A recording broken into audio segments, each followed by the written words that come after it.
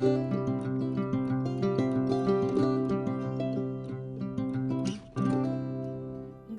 maman, j'espère que vous allez bien. Bienvenue chez Chacha d'Or. Bande konyo so wimba la liboso chez Chacha d'Or na yambi bino ba obozana ba abonner te vous hésitez te ko s'abonner. Soko s'abonner, activer cloche de notification pour attaquer ce qui Chacha d'Or a une vidéo ya. Bana maman, na une vidéo ya sika nazoti la bino boka voice Piero Luara analyse moko kitoko Piero Luara sali. Bande ko avant na tiango na mekolo bana mo mukie parce que Makamboto, ndenge to okende ki fanatisme comme okota makasi. S'il vous plaît ndeko landa vidéo soko za penda fanatique, non préférez tala noka otia like ou partager, ko tikelanga commentaire te. Po makambo za ya ko encourager te ba pasteur na biso bazabi kota na lokuta bango vraiment jour nzamba ko kita fimbo liboso ko beta ba pasteur a lokuta na ba prophète a lokuta. Prière au mukuna saleli jikaka na ebisi binonga pena na temps na mona prière wana na obaki o flatterie kaka o to makambo solo. Prière au mukuna zo sala o senti penda ke fanatisme ya ndenge moyo sakanate. Makambo kombo nzambe na munoko babimisa ngo kotala. Obimisa kombo nzambe otala comportement ya mutu oyo obimisa kombo nzambe na makambo zoloba pona mboka omono ndrazo bakisa bo soto na mboka ponga pana ndenga mabete depuis na mona ba video ya pasteur mukune leka na mamichi mimichi bola so mamichi bola na donc nyonso bimana munoko na nalobaka nzamba limbisa mais na bandeko ba osambela na ki fanatisme bazali ba o baza ba fan ya ba pasteur bazali la famille bazali o baza pasteur atazo loba mabe azo sa mabe bango baza ka oui et amen tanga zo sambela ka kuna nzambe ya mukuna nzambe ya mutu boye mozo mona mutu ozo bela nzambe na comportement eza malamu te mutu pasteur misu ba o mérité te côté makoloba liloba pona Congo po baza parmi bato bazo détruire lisusu na makamna bango mabe basala ka toka ebiso nyonso bandeko balandaka pina makambo mona video pasteur mukuna azo sambela boyoka ki na mona kango na tali na bi toka na onde Piero Luara tumbi e penda ya kotumba tole. Je voulais vous préciser ça. Kabila est donc à Goma. Il continue ses consultations. Quelques jours après son allocution à la nation, son adresse à la nation, il avait promis qu'il se rendrait à Goma. Et il a lié l'acte à la parole. Il est à Goma depuis quelques jours. Il n'y a plus l'ombre d'aucun doute. Parce que même à Goma, il a commencé les consultations. Je voulais vous parler de ce qui se passe à Goma et de après tout ce que Kabila consulte. Mais bien avant, laissez-moi quand même, une fois de plus, attaquer les critiques, les sorties ratées des proches de M. Tshisekedi. Kabila, je l'ai dit ici, il fait un discours, une adresse époustouflante à la nation. C'était un homme d'État qui a parlé. J'ai fait une émission là-dessus, je ne reviens pas. Nulle part vous avez senti un propos outrancier de la bouche de Kabila. Il s'est même abstenu de citer les noms de ce monsieur. Il parlait des actuelles autorités, les dirigeants du pays, les ceci, mon successeur. Il n'a pas cité les noms de quelqu'un. Il n'est pas venu se plaindre ici. Que l'enfer c'est l'autre, l'enfer... Non. Le discours était policé. Le discours était charismatique. Le discours était profond, d'une grande hauteur. Le fond et la forme étaient impeccables. Chapeau, monsieur Kabila. Mais... qu'est-ce que nous avons vu après les discours de Kabila? Comme d'habitude, le fou qui est au pouvoir, qui lui fait des discours injurieux, des discours ordurieux, où il insulte les gens. Bakomba Ntaba, Bakomba ceci, Baboma ceci, et tout ça, tout ça. Lui, il a pris Azu Bakuluna, Fungoli Bakuluna, Atiki Bakuluna, et ils ont maintenant amené leur discours poubelle pour tenter de contredire les discours de Kabila. Vous voyez les Koulouna comme Augustin Kabouya, etc. Et dans la folie de tout ça, aujourd'hui, je me réveille. Je vois cet impudique ici. Cet impudique faire une prière devant les gens. Soi-disant, il prie contre les gens qui sont à Goma. Tout le monde tato ali bolongo mundo ya kimbiolongo yo. Tozong après. Na ko sambela te nkolo sanke na senga yo likambo. Na mo les États-Unis d'Amérique. Obama longwe. Tout le monde va Jimmy Carter. Tout le monde va président Ebele. Na simana bango ba yeko réclamer te ba cha moto les États-Unis. Tout le monde en Afrique du Sud, Mbeki. Alors, Bakata est là, comme mon côté, il y a beaucoup d'Afrique du Sud. Même en Nigeria, Bakonji Bazakuna, Boni Awa, il faut les Alangambo. Au sol longwe, aux actes de décision, na monokuna yo, ya kusala. Présence ya mukonzo ya kale na Goma tozomo na zili ko genanzilia ko balkanize mboka. Nkolo sikoyi yo contrôle la milimu ya bata. Pourquoi pas outreye na kimia? Tande loboko Congo ezaba congolais. Mukolo ya lelo. Moi si ya Pilato na la kate. Oturumante butu mobimba. Jusqu'à ce que na tongo mobala ya sokoli maboko. Alobi makambo moto na kote. Tozo sala lusambu oyo.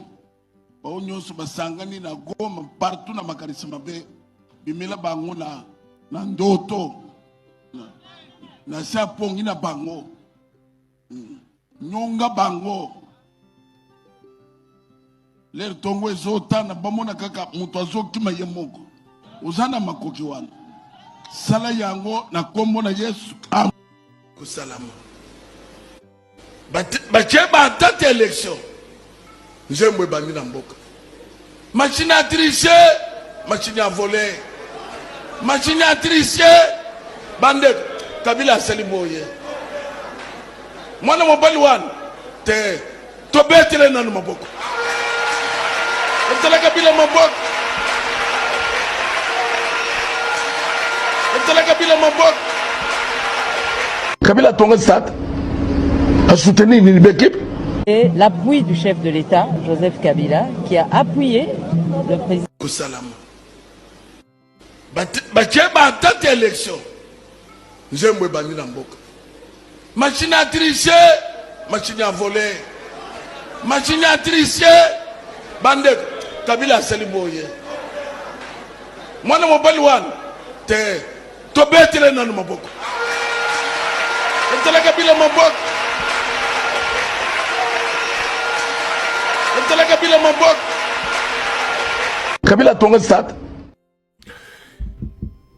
Kabila est donc à Goma après avoir fait un discours de haute facture. Mais voilà que le fou Ndelekawa Bolumbu qui dirige le pays, il va ramasser cette racaille, ces rébus de la société. C'est des gens que lui veut utiliser aujourd'hui pour essayer d'édulcorer d'une certaine manière ou de réduire la puissance du discours de Kabila.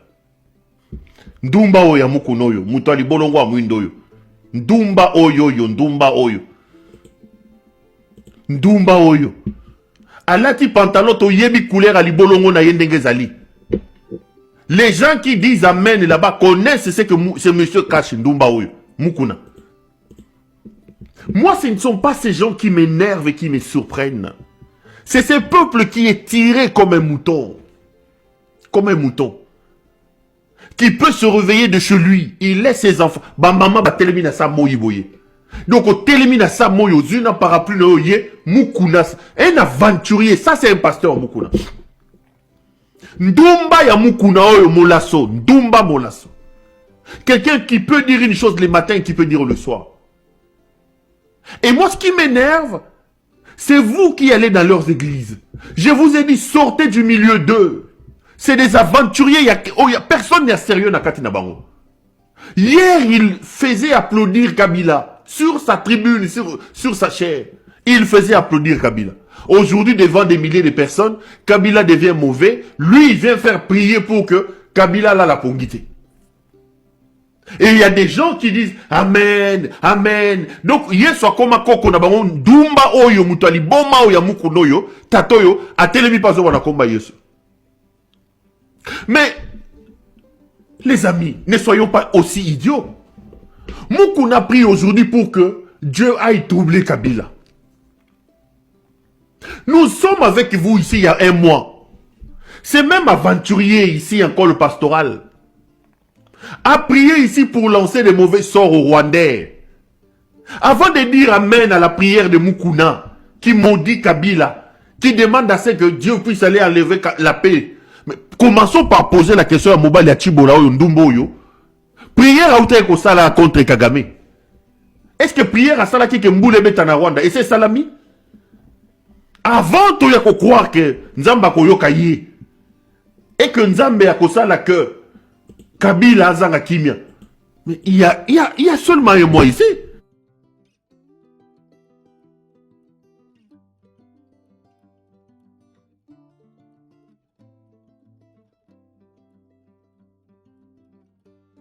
Congo, bonsoir. Boyebi ke basali Nzambe na Congo ba contribuer mingi pour na ofingisa kombo Nzambe. Basali Nzambe belé ba contribuer pour que tout ça na ba politiciens o ba nyoko la rabiso lelo. Basali Nzambe belé ba contribuer pour na injustice, impunité, corruption, détournement, makambo no so mabe et matana Congo. Bon article au balobi la prière de l'évêque Pascal Mukuna contre la présence de Joseph Kabila à Goma. Donc, pasteur Mobimba, après avoir coté la Bible au Fandi, Penzo Monique était prière au Yofo Sala et pas en Zambéza que Joseph Kabila Azalana Gomate. Et ça passe Penza, Makamunabiso ya Congo Nengezo Kenele. Et pendant ce temps, les dirigeants Bozotika aventure ya Boé Salimara. Il faudrait que tout comme sanctionner les pasteurs tant besoin de distraction dans la société. Il faudrait que tout comme sanctionner les pasteurs tant besoin de comédie dans la société. Parce que Joseph Kabila Kabang a dirigé Mbokana 18 ans, Zamboko est un citoyen Mbokana, ancien président Mbokana. Si vous êtes un fan de pas Nzambo Senganaye, alongo la présence de Kabila na Goma. Pendant ce temps, Yomoko zo soutenir ba o bazo yiba biso na Congo. To kate prière contre ministre Kingandi po ayibi. To kate prière contre comportement mabebo en église na. To kate prière contre ba sex step, contre ba nude. To kate ba prière wanate. Mais au fin de ça la prière contre Joseph Kabila. Présence na Goma. Est-ce que ça a un sens? Et mon européen na lola batala ababité Congo ba comédie l'équipe. Ba aventure l'équipe sur na Congo. Et moko ba facteur ya distraction na mboka na biso eza ba église na ba pasteur na ba. En lieu et place va préparer ba âme, en lieu et place va comme ça citoyen congolais, un vertueux chrétien, un bon citoyen. Non, bazo contribuer na distraction na kati ya République du Congo tout en se cachant pour na soutenir ba politiciens o ba bebi saka vi na biso, ba yibara biso avenir, ba yibara biso mbon. Eza pas si makasi na makambo. Eza pas si makasi. Comment osa la pasteur aux 8 ans na yo juste pour prier contre la présence de Kabila à Goma? Quand on avait des rebelles à Bunagana, pourquoi tu n'avais pas prié contre la présence des rebelles à Bunagana? Quand Tshisekedi avait ramené Kagame à Kinshasa, pourquoi tu n'avais pas prié contre la présence de Kagame à Kinshasa? Pourquoi vous ne priez pas sur base des erreurs que font les leaders que vous soutenez? Mais, il y a une distraction pour contribuer au peuple congolais. Gardons à l'esprit que l'objectif est de servir la RDC. Ordre, na maramu etali be église na ba pasteur na Congo. Merci Nathan namino bopesinga ya kolanda vidéo tina suka mwana mama ko bosa na te ko partager ko tika like na yo mamba ba pasteur oyo ngala limo ba tiaka minoko na mona makambo mboka te po bango baza bato ba kisali babe na mboka po ba tambola bien ti po nzamba yamba lo sambu na nzamba ndima makambo zo sala il faut tambola bien. Pour mutu musuku tazani pasteur ta te raté mes comportements na ezo sungae nzamba zo mona pena makamba zo sala zo kende bien pour boye vraiment za kitoko te ba pasteur neti muku na boya kokolo ba liloba te ya mabe pona mutu d'ailleurs non liloba loba non pona mutu e koko kisama nango pete siko wana za ba théâtre wana ba komo sala bande kolanga en tout cas so za pas fanatique ko supporter vidéo o te po pasteur mukunelo ka sali zalakate nemte so yo sepela nango baza ba flatter baza na ndinga kana makama ba ko sambela ba lo samba lo kuta ba professeur zo senti que muto za fanatique bazo kotaka na sima ba lo sambo na manga lo kuta ba professeur kanza nzamba ko yoka bango ni tambolia mabeba makamyo so mabeba sala tutikala yoka ta place alika singa ta pardon te. Eza pas si pena makambo comme on peut ça kanda et comme on peut ça vraiment kanda pour Congo comme le quoi moi jouer mo boya mutu nyoso za pour ça ko sakana sakani na ena ngo bandeko bazo souffrir na pas ben sécurité na sibino bana maman Nathalie vidéo baba bakende ko braquer na ni na iniki ma emi se kitinga tina université bongo ba banki ba tia wana do bato bazo vivre sous na kimia te bato sabotage mori komi na Congo na ebite so to kolo bande insécurité Congo biso bato to ali banda to ebite so to kendaka to na ebite bandeko bakenda neli bazana mitema kimia na ebite ponga ko mona okandi na mona na musika bo nazo lela ma emi so kitangai mboko changer mboko ya to tika kango boete biso ba o to bota makuna to kola kuna mende biso to tika kango nande komi lelo Congo penza Congo o biso to yebi ya ba 2010 ba 2005 ba 2004 ba 2000 te atako to zala ba miki mais to bando sentir pena to vivre bien o to mona lelo yo nzambe ka kota likambo ya mukena zaki na ngoyo partager na bino yango wana to kutana bino na prochaine vidéo.